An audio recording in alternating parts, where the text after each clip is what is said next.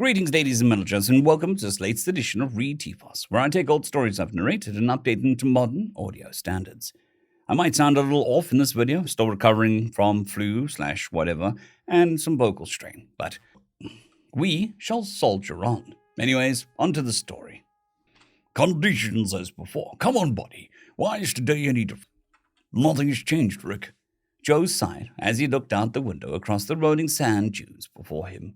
The sun was just starting to rise, and while for some it might seem a beautiful sight, all it did for him was make the tracks slowly being created beneath the sand all the more evident. Procedures indicate station status updates should not be duplicated an excessive number of times, as this indicates a state of monotony which is conducive to depression. Joe rolled his eyes as the station computer answered his question like that. What's excessive then, Rick? He asked, and glared at the small cloud of sand being spit up on the nearby dune. Excessive adjective, more than is necessary, noble or desirable, immoderate. Would you like me to use it in a sentence? The computer queried as Joe groaned and tilted his head back. I didn't mean, Joe sighed and shook his head for a moment. Feck, Rick. I don't have any fecking clue how long I've been here. Why does it matter? Is anyone ever going to read these station updates?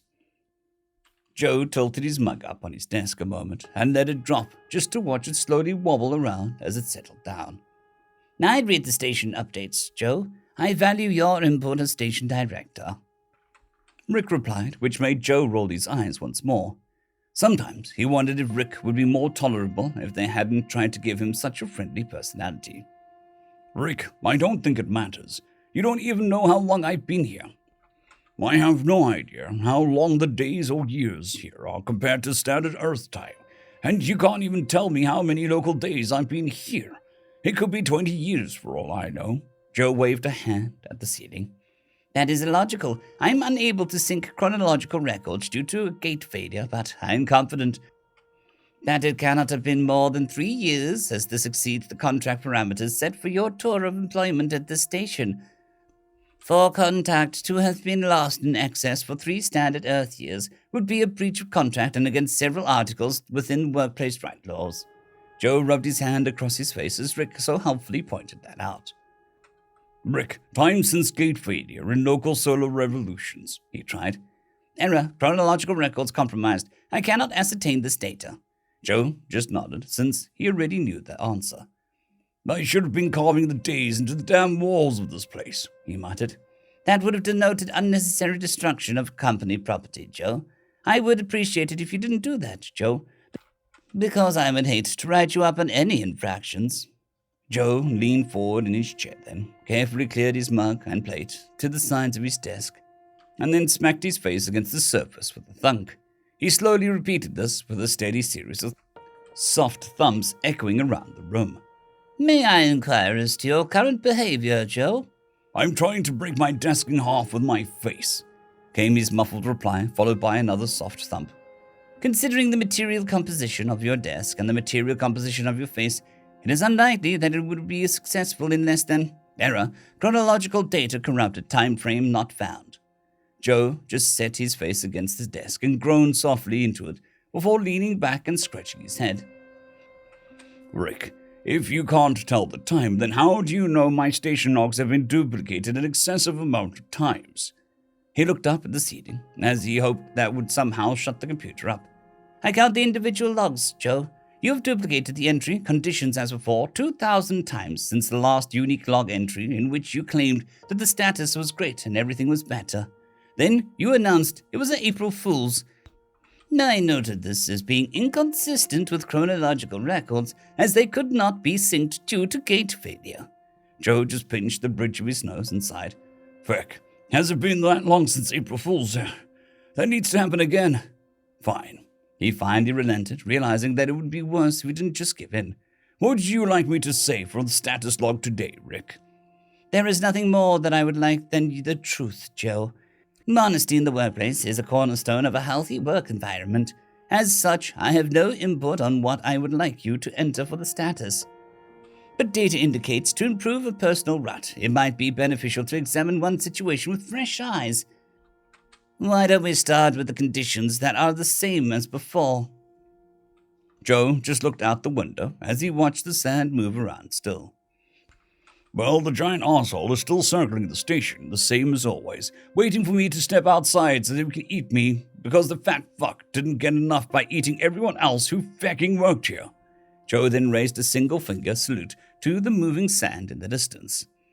For the sake of clarity, could you please be more specific, Joe? I do not show any station records, result matching in a specific designator for giant arsehole or fat fuck. Is this a reference to an indigenous species, perhaps? Joe just rolled his eyes and glared at the ceiling. Yes, Rick, it is, in reference to an indigenous species. He clipped his words to a bit as he wondered just how busted the computer was these days. I do not show any entries in the database of indigenous species for giant arsehole or fat fuck. Is it possible that the species in question has another name? Joe groaned as Rick asked, and he stood up and waved out the window. The fecking sand snake, the giant sonic worm piece of crap that ate the others 50 fecking years ago, whatever the feck it's been, and then camped outside the fecking station, waiting for one more tasty human snack. Well, we're not gonna eat this human. Do you hear me? You can eat crap. Joe screamed at the window, and then took a few heavy breaths as he watched the disturbed tracks in the nearest sand dune settle before another puff of sand shot up as if to spite him. Joe, it is unlikely the creature can hear you from inside the station. Furthermore, any communication seems problematic, as it is unlikely the species possesses the sapience or intelligence levels necessary to carry out meaningful verbal communication. Joe just pressed his hand against his face and slowly dragged it down, pulling his lower lip along with it the moment before letting go, as his lower lip snapped back into place. Thank you, Rick. Very informative, he replied instead of screaming, though he wanted to. You are quite welcome, Joe.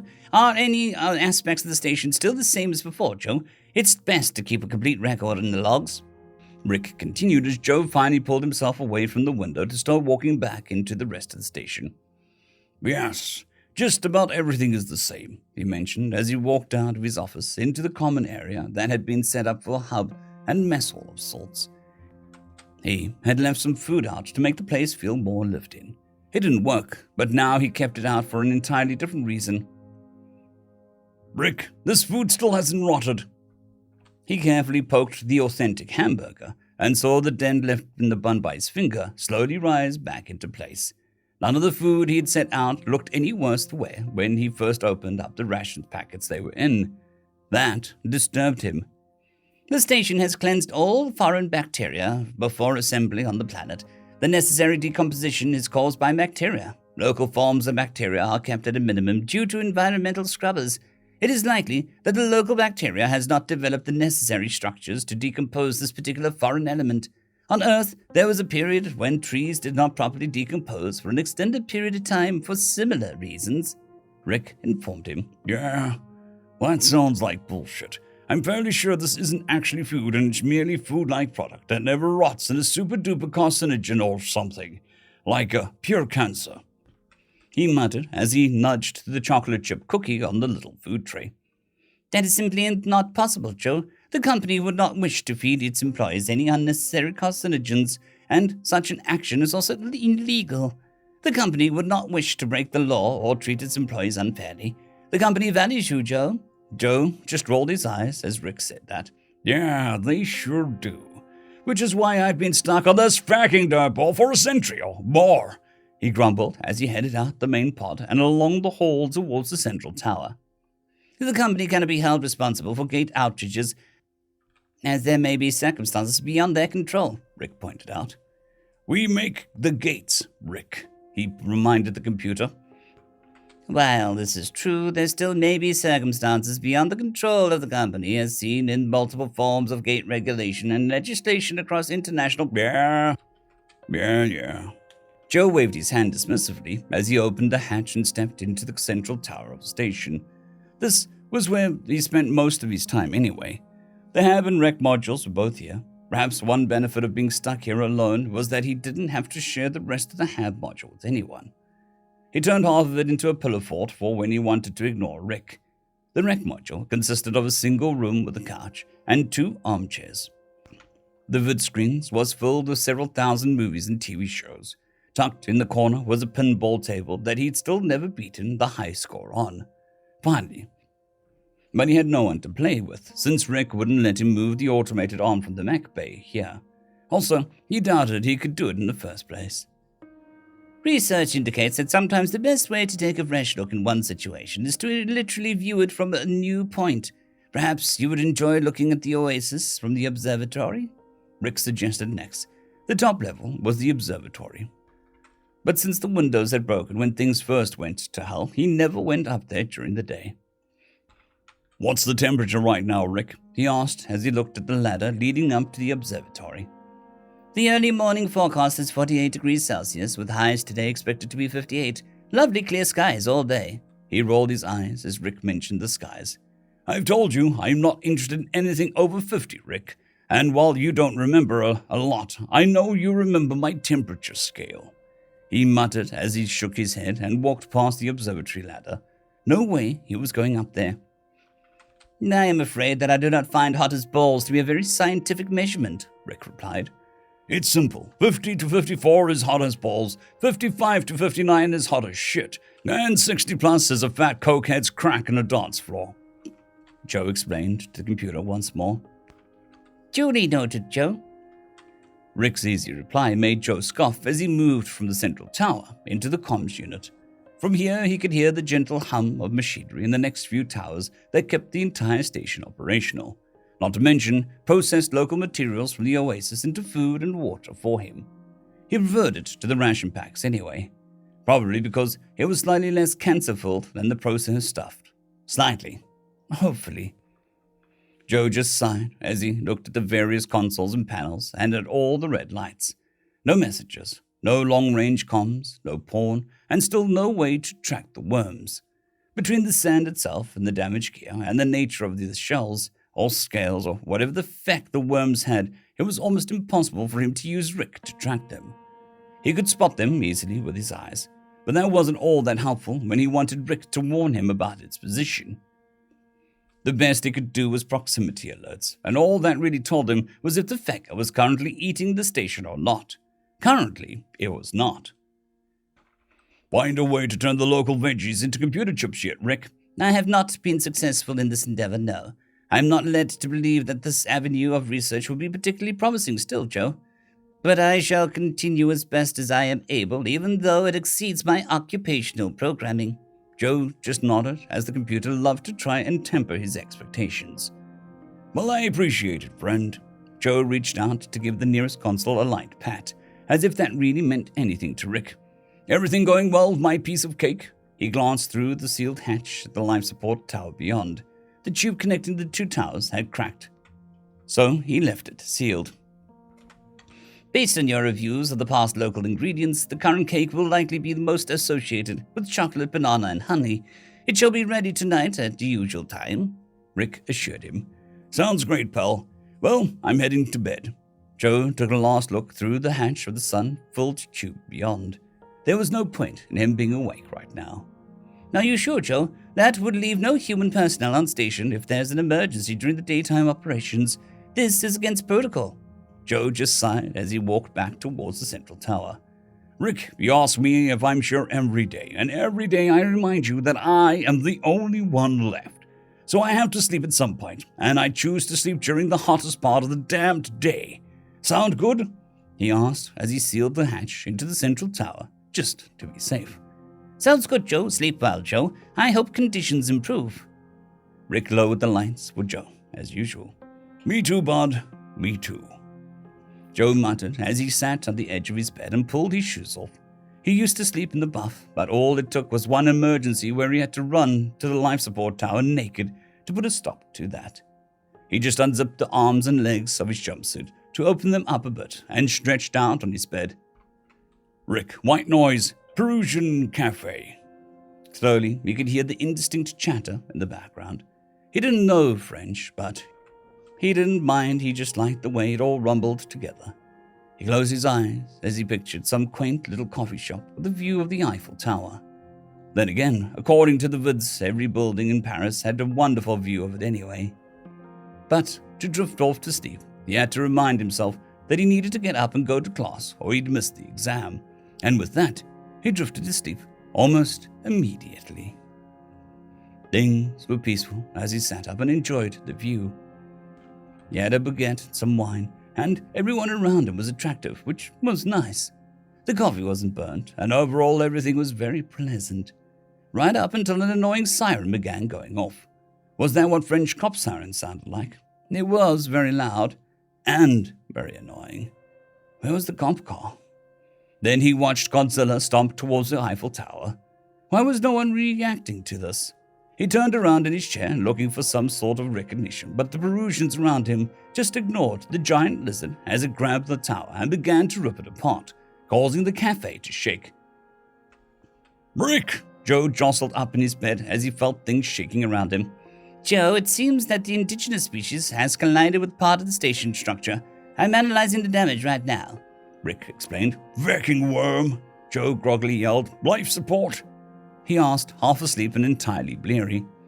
"All life support systems are still fully operational. Damage seems to be minimal. Food processors and Oasis extractor equipment fully operational. Minor damage to ancillary systems," Rick announced. "Good. Going back to sleep," Joe muttered. "Joe, protocol after station drones." "Back to sleep," Joe growled.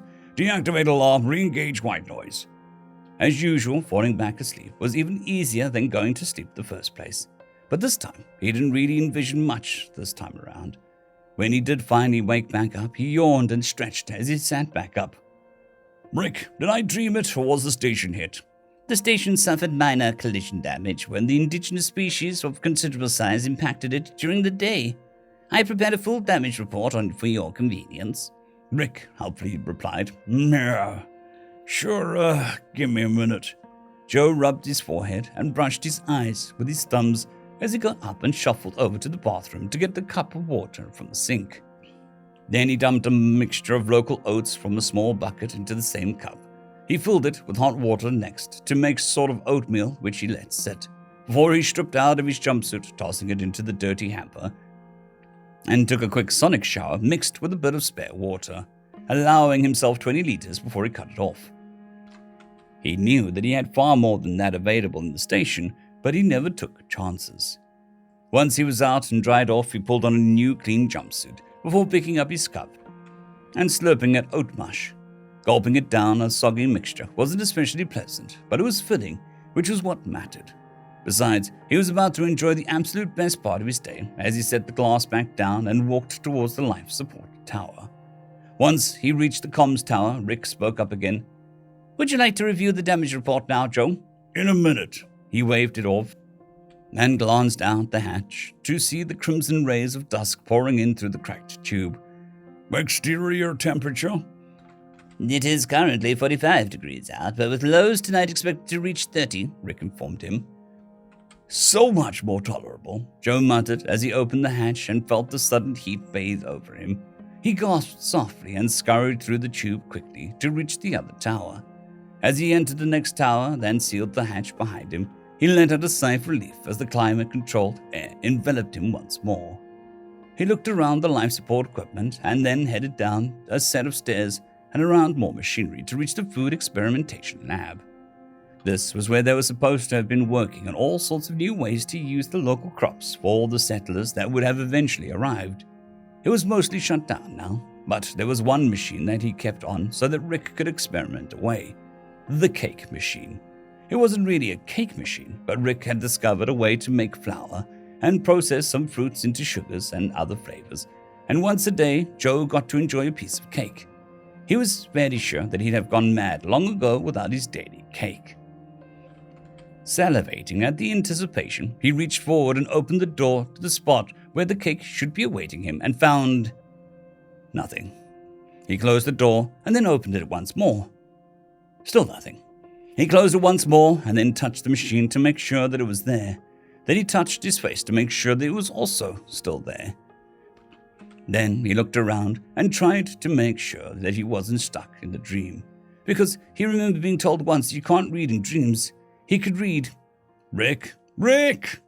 "What is wrong, Joe?" I sensed distress levels in your voice, Rick asked, full of concern. "Rick, there is no cake. What's wrong with the cake machine?" he asked as he looked over the various lights. As I was trying to tell you earlier, Joe, the collision during the day disrupted ancillary systems. This includes the equipment I use to process flavorings of the local ingredients into more advanced foodstuffs. Damage is focused around the Oasis food collectors. So until further notice, flavor will not be added to locally sourced food. But the good news is that your sustenance shall continue unhindered, albeit without the flavorings and spices you've come to enjoy. Joe just stared at the empty cake machine ahead of him for a moment. Then he let out a scream and knocked everything off the nearest countertop, then turned to smash the glass vial onto the floor as he just screamed in rage. Rick was trying to talk to him, but he ignored it as he rushed out of the lab and to the nearest window. Looking out the station towards the Oasis, he spotted a multicolored puff of smoke over the sand dune and pointed. "Thank you, worm. Eat my team, destroy the comms equipment, leave me with no way to know how long I've been stuck on this fucking dirt ball. Fine, but you take away my cake? You've gone too fucking far." "Joe, I am sensing heightened levels of—" Rick started, but Joe just screamed over him. "It's fucking on, worm. You might have thought it was on before, but now it is so much more fucking on that you have no fucking idea. I will murder the crap out of you and eat your fucking heart." He rushed to the next hatch, ignoring the heat as he moved into the mech bay, which he almost never used because the mechs were fairly slow, and the worms could just eat them. But it was all he had. "Joe, you seem to be suffering an acute emotional distress regarding the state of flavor enhancement of your sustenance. I assure you that if there are no further collisions, the equipment can be repaired in error. Chronological records damaged, time frame not found." "That's what I was fucking afraid of," Joe hissed, sliding down the ladder to get into the heart of the mech bay. "I'm killing that worm. I don't care if that's the last thing I do anymore. I just don't fucking care. It dies." "Joe, what little information I have on the species that collided with the station implies it is of significant size. It is unlikely that any of the mechs provided by the company would be able to battle with such a creature," Rick reminded him. "Yeah, but the company didn't just make these mechs for me now, did it? It makes lots of mechs for lots of things. Military things, for example. Like this Ursus mech, right, Rick? This thing was made for the military. This one just doesn't have guns." He pointed to a squat mech suit before him that was fully enclosed. "That is the civilian variant of the military model, which the company does produce for the military, yes, Joe. However, the power cells in this model are far inferior to that of the military model for safety reasons. This mech is only designed for construction use. It is not rated to engage hostile indigenous life forms in melee combat. This would likely void its warranty." Rick helpfully pointed out. "Yeah, and it would just eat me." Joe thoughtfully tapped his chin as he looked around the mech bay. He already knew the surveyor poles were too small to do anything to the worms. He needed something big. His eyes came to rest on one of the relay towers that lay outside the mech bay, unused after all these years, since the worms in that gate malfunction ruined everything. It had one hell of a point to it, and he knew that it could extend support arms on command.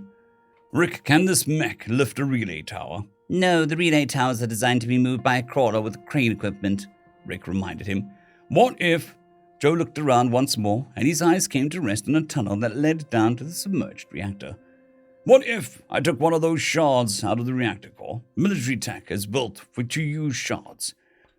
That'll boost its power capacity by, a lot of percents." Joe had not been hired for his engineering skills. What he knew now came from years of dicking around with things while aboard. "Joe, moving a shard without proper protective shielding is in no way recommended. Furthermore, to use a shard without proper coolant is also likely to end in catastrophic explosion. It would also reduce the estimated power life of the station from 20,000 years to—" "Error chronology." Joe waved off Rick's usual error message. "Yeah, 15,000 years. Huge reduction. I'll be dead. Not my problem. Would it be enough power? I could figure out a way to house it in one of the coolant cells, maybe. Just stuff it full of our spare mech coolant. That'll last 15 minutes? 10? He wondered. At that point, power supply to mech would not be the limiting factor, as the mech servos are designed to not lift items of sufficient weight to damage the mech. Joe tapped his chin as Rick threw another issue at him. That's right, those stupid safety governors, so we didn't damage the mechs doing stupid shit. Joe nodded as he remembered that, But if I were to wire the mech to that nerve sensor thing in the medbay, I could strap myself in and make it think that I'm the mech. Then the mech is me. And as a human, I can ignore the burning, horrific pain that it would likely incur to lift something like that, and throw it at the worm. He clapped as he formed a basic plan.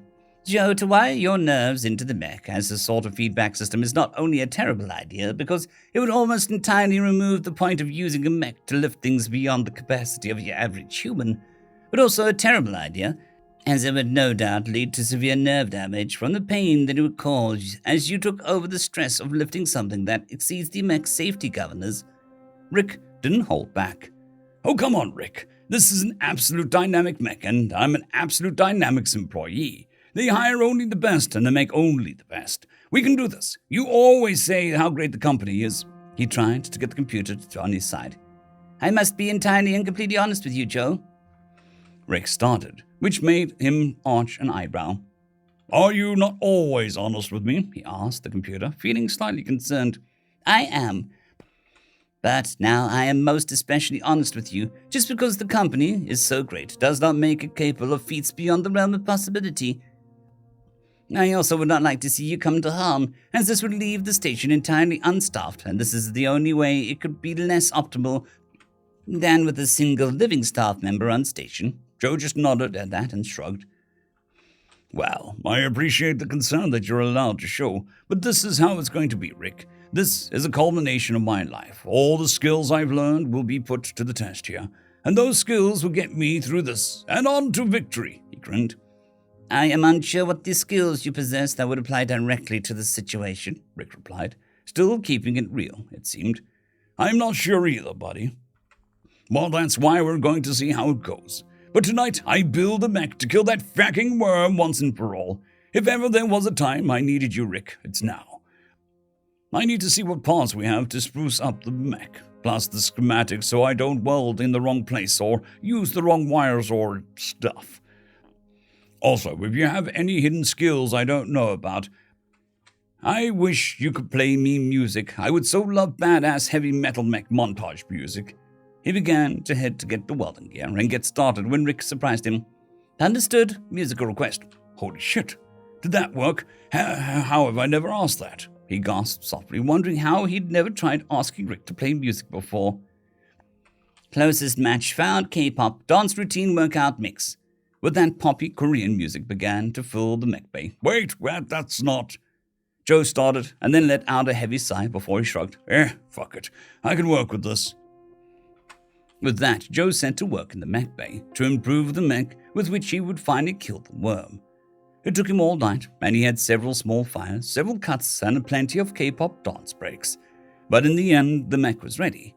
He could override the safety governors. He'd extended the arms and set up a housing on the back for him to fit a modified power cell into. He'd used up all the coolant before it would shut down to prevent the shot from going critical. All that remains is to get the shot, he muttered as he looked to the tunnel leading down through the reactor. I would still prefer that you didn't attempt this, Joe. Even the limited exposure to a fully primed shot while underwater is likely to reduce your life expectancy by half. Aren't you supposed to try and figure out how many years that is and have an error message so that I can be left feeling comfortable in the vague warning that I can't fully comprehend? Joe asked as he looked up at the ceiling of the mech bay. No, it is likely to reduce your life expectancy by half. That's what it says. I can show you if you like. Rick cheerfully offered. No, that's okay. Joe muttered and took a slow breath as he steeled his nerves. The sand snake had taken his cake. It must die. He picked up the modified power cell containment unit and headed forward into the tunnel as it began to angle down into the ground. Here, the station came into an edge of the oasis where the water was used to house the submerged reactor. He really didn't know much or any of the tech behind the shards, but he knew they were crazy powerful and needed to stay nice and cool. The water was cycled through not only to keep it cool, but to further protect him from whatever it did to people. More cancer, likely, but different cancer. This was advanced cancer-giving stuff, void cancer. An airlock separated him from the water, and he stepped inside, grabbing a mask and a rebreather, which he fastened on nice and tight before activating the cycle. When the water started to pour in, he was expecting an icy cold shock, but really, it was very nice, like a sort of a lukewarm bath maybe, hugging him gently as he began to swim deeper into the reactor. Everything was bathed in a soft blue light as he reached the reactor itself and entered the codes to disengage one of the shard housings. Whatever he'd been expecting when the shielding retracted, he wasn't sure. But this wasn't it. The blue turned to purple as he was bathed in the most intense out-of-body experience of his life, as if he watched himself watch the shards from somewhere else. He could suddenly see things, purple things, but Rick's warning thankfully echoed in his head, and he shook off as he moved the containment unit up, careful to not dare touch the shard himself, as he locked it into the makeshift power cell and snapped it shut. With that done, he swam back to the airlock and cycled it back over to air. Draining the airlock took much longer than flooding it, and he spent the time peering through the tiny viewing slit at the shard within, wondering how many hours, or days, or weeks, or years he was cutting off his life by doing this. Then again, the steak must die, and what did he really have to live for anyways without cake? Once the airlock finished its cycle, he was left to finally tear his eyes from the viewport and move back into the medbay. "As the station did not explode, I take it that your transfer was successful," Rick mentioned. "Sure was, pal," Joe replied as he quickly got to work snapping the power cell into the back of the mech. He considered drying off but knew the sun would be coming up soon and didn't think that he had time for it. So he climbed into the mech, sopping wet still, and he strapped himself in. "Joe, what little research I have been able to do indicates a very high probability of failure for this situation. But I hope that you do succeed, because I value you as a co-worker, Joe," Rick cheerfully mentioned, as he had no doubt trying to keep Joe's office morale up. "I hope it works too, buddy." Joe was busy strapping himself in when he powered the mech up. It felt strange. It didn't feel like a true extension of himself, but it was like his arms and legs were much longer than they should be. He took a few small steps forward and then stepped out into the sand. When he looked up, he took a moment to admire the vast cosmic display above him, as the tiny exterior lights of the station could hardly dampen such a massive display. Sometimes he forgot how beautiful it was. Then he heard a distant rumble and screech and was reminded that the stars could wait. He had an indigenous species to murder. He wouldn't have the proper stability to toss the relay tower in the sand. He jumped up onto the food extractor housing, but he needed to get to the tower first. Walking out of the bay proper, he dragged one foot, and then hopped on the other bit, and then took several small steps, then a big jump forward, all the while watching the dunes for the telltale signs of worms. "That's right, I'm not working with rhythm, you big stupid fecking snake. You don't know what the feck I'm doing, do you, dummy?" he asked as he reached the row of relay towers, most of them half buried in the sand after years of neglect. He grabbed the closest one and then lifted it up, gasping as his arms began to burn a bit under the strain. "Maybe should have done testing," he muttered before lifting it up. He couldn't afford to move slowly this time. He had to rush. "Never take me alive, you shit-eating son of a bitch," he hissed out and then scurried back towards the station, dragging the tower with him as he heard the rumblings through the sand behind him. When he reached the food extractor housing, he hopped up onto it, landing with a heavy metal screech. The housing groaned a moment, but didn't break as he looked back and saw the tracks through the top of the nearest dune as the worm came to investigate the disturbance. "That's right. Come and find me, you stupid overgrown parasite." His arms strained hard as he tried to shift the tower around in the mech's arms. Throwing it like a javelin wasn't possible. He was going to have to try and underhand lob it like some massive log. He waited until the brilliantly colored smoke of the worm gave off, which just a crest on the dune. "Show yourself," he cried out, and waited until he saw the fat pinkish tongue stick out of the sand a moment. Taking a few hesitant steps back, he started to run forward, arms and legs now screaming at him with burning pain as the nerve feedback was transferring the stress of overexerting the servos to him. A fat, worm-like head stuck out of the sand a moment, its eyeless face wiggling around. "Yes, right there!" he cried as he lobbed the tower up into the air. Watching it slowly tumble through the sky, end over end, the worm began to dip back into the dune. "No!" He started to dive down. "No, no, no!" But then he watched part of its midsection stick up into the air so it could dive deeper. "Right there!" he cried out, watching the tower as the point sank deep into the worm's flesh. "Yes!" he cried out, hearing it let out a pained screech as it wiggled and tried to sink away from the attack. But he slammed the button for the tower's legs, which snapped out with the massive explosive bolts to better sink into place. And in a gory red explosion of worm flesh chunks, the creature was cut in half. "Feck, yes!" Joe cried out happily and nearly jumped, which would have likely sent the mech tumbling off the station housing.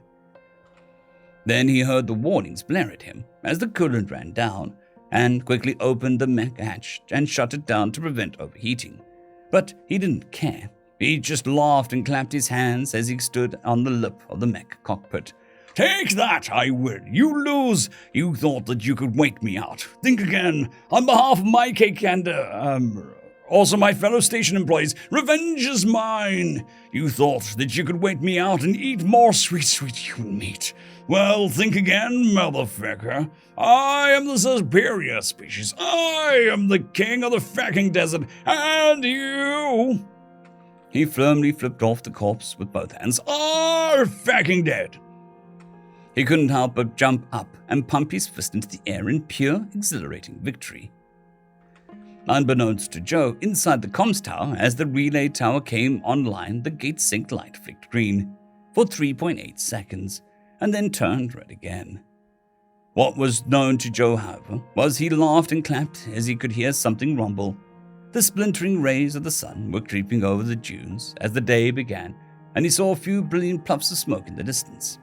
His laughter stopped, and his smile slowly faded, replaced with a look of horror as the clouds not only got closer, but they came from two directions.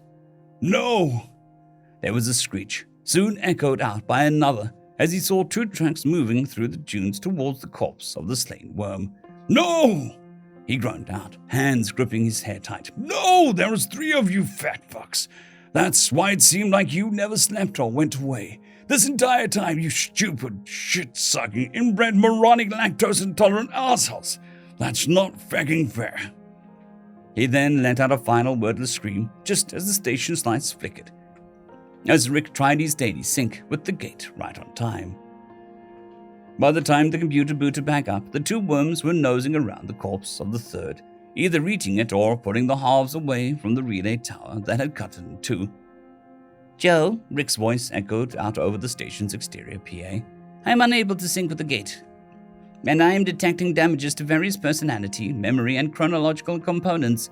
I see I have left myself a note to engage in long-term station log inputs to get back up to speed more quickly, and shall begin that now. I also left a special note that yesterday might have been different. Would you like to update me on the changes in the log before I begin systems check?" Joe was silent for several seconds as he slowly sat down, legs dangling out the edge of the mech cockpit. "Joe, can you hear me?" the computer asked. "Yes, yeah, buddy. I can hear you," Joe finally replied. He felt tired, more tired than he ever had in his life. His arms and legs burned, but mostly, he just felt exhausted.